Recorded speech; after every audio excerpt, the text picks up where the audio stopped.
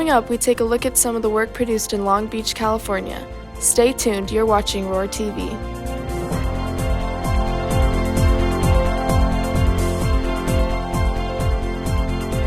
Good morning, Oviedo. I'm William Deem, here with the monthly main for February. This past month, a group from Roar TV traveled to the Student Television Network convention in Long Beach, California. While there, we produced a number of entries for competition, and this month, we want to share some of those with you.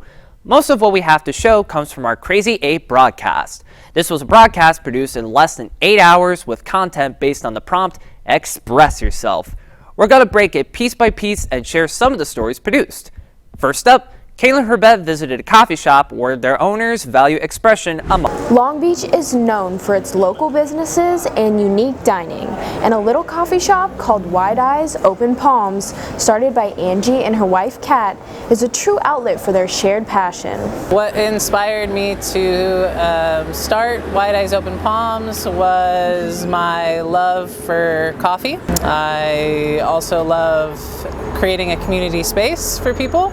And my wife, who's the chef, she has a passion, as well as I, for seasonal, locally sourced food. The food is incredible, the drinks are incredible, the vibe's incredible, the people are incredible. It's an all-inclusive place. And their love for their community and their business shines through each and every aspect of Wide Eyes Open Palms, and it keeps their customers coming back for more. I'm always, trying to create a feeling with the music, the cleanliness, the products that we provide, as well as I get to talk to most all the customers, so I get to really build relationships with the community.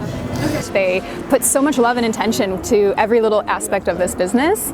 The Wide Eyes Open Palms Cafe has become a hotspot for the Long Beach community, and for its patrons, they can feel comfortable expressing who they truly are. So something that I also really appreciate is that it's an all-inclusive place, no matter what your gender or your vibe or your color.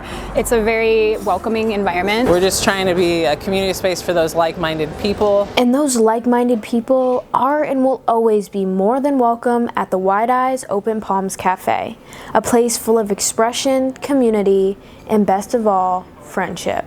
For Roar TV, I'm Kaylin Herbett, reporting. February was Black History Month, and reporter Finn Cash visited the Long Beach Public Library to learn about a quilting project that allows for artistic expression while also learning more about diversity and culture. A pair of scissors, a stick of glue, and a roll of tape are all part of a typical art project, but this craft in particular has a special meaning. Here at the Dana branch of the Long Beach Public Library, we dive into an artistic activity honoring an African-American cultural tradition. Quilt project that we created here. We have a table out here where they can pick up a kit.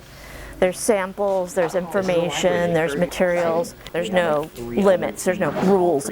While Long Beach residents today can express themselves with a quilt square, the inspiration for this comes from a 19th century tradition in Alabama.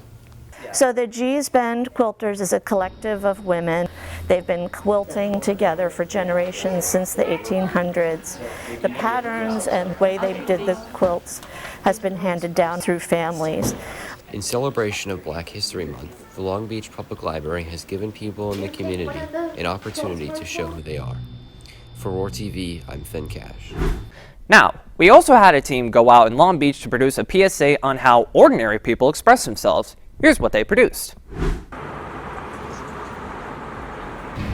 What makes me unique? I don't know. Let's say today I decided that I wanted to be kind of trendy, edgy. I'm in LA. I'm from Atlanta, so usually, and I haven't been outside in a minute, so this is my first time in a long time putting on clothes. So I get up every day, try to be happy, even though things, gets down. And every day, this is number one. My creativity, my personality, and willingness to work with others. I can really think about something and make it come into life, just in a blink of an eye. I love people. I love to encourage and lift up people. I express myself by skateboarding and, kicking it with friends. I guess I'm a curious person, so I meet a lot of people. Determination, motivation, education, empowerment, encouragement. Those are the things that I like to do. So I believe that that makes me unique because I take that with me everywhere and I try to share it with everybody. I like my family. Well, I love my family.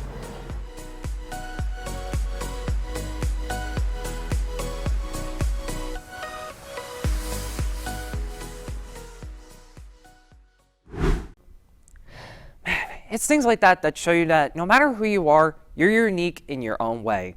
Anyways, so everything you just saw came from that Crazy 8 broadcast as mentioned before. I'm happy to let you know that our team placed 3rd in the entire country for the overall product. It's only the 2nd time that Roar TV has ever managed to place in this category before. Now, for a couple more entries we produced.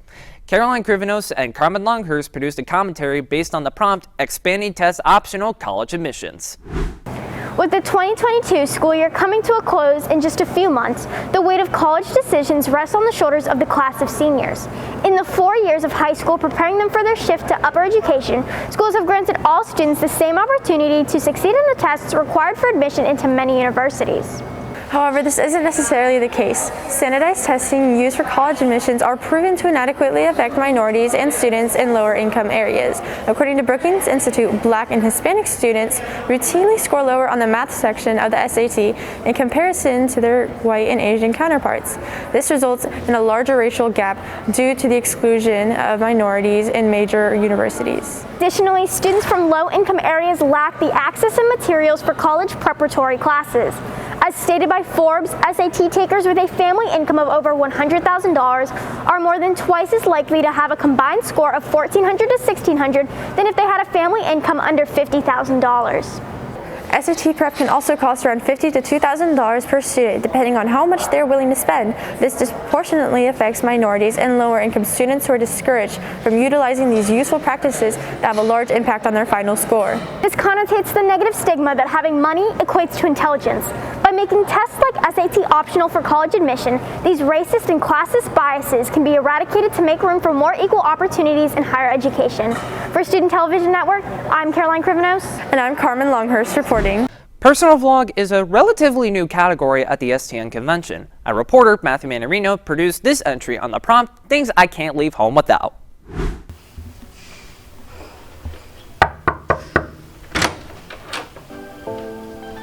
Hey everybody, I'm Matthew Manarino, and today I'm going to be taking a little walk, and I'm going to be showing you while I'm at it, all the things that I can't leave home without. First up, one second please. So, number one, little, very simple cotton mask to combat COVID-19. It's no N95, but it'll definitely work. It's form-fitting, doesn't tug on the ears too much. It's real simple, but it's nice and it's comfortable. Anyway, we're coming up on the elevators. But the weird thing about the elevators is that they have this key card thing, and they don't never make you scan it. I always keep my key card with me. I keep it in my wallet. Second on the list of things I can't leave home without, but seem to keep leaving, is the good old wallet. Nice standard trifold, got cash, insurance, that room card I was talking about, and some gift cards, and even my driver's license, which is pretty important. Okay, so the elevators weren't quite working, so I'm gonna have to take down 10 flights of stairs to get to the lobby, which I don't like, I don't want to do, and they're kind of rickety old and only here for, you know, fire law, but here we are. Oh, my foot. Oh. Found something else I forgot. Third up on things I can't leave my home without, we got the nice pair of sneakers right here. Basically, I got them for $25. They're nice, they're comfortable, they'll protect you from any dust, debris, used hypodermic needles lying around California's nice, beautiful beaches. Anything you'd really need, and they serve their job well, so I can't really complain. So that pretty much concludes my top 3 things that I cannot live without. I feel like I'm forgetting something. I feel like my phone. After watching that, I just realized I left home without my wallet. Let's not worry about that. Finally, before we go, in addition to our Crazy 8 broadcast, we had a team place 5th in the nation for a silent film. This category, like the 2 you just saw, had a time limit of 6 hours for the team to write, record, and edit. Their prompt was, this isn't what it looks like. As you watch, put on your detective caps and see if you can predict what the misperception is going to be.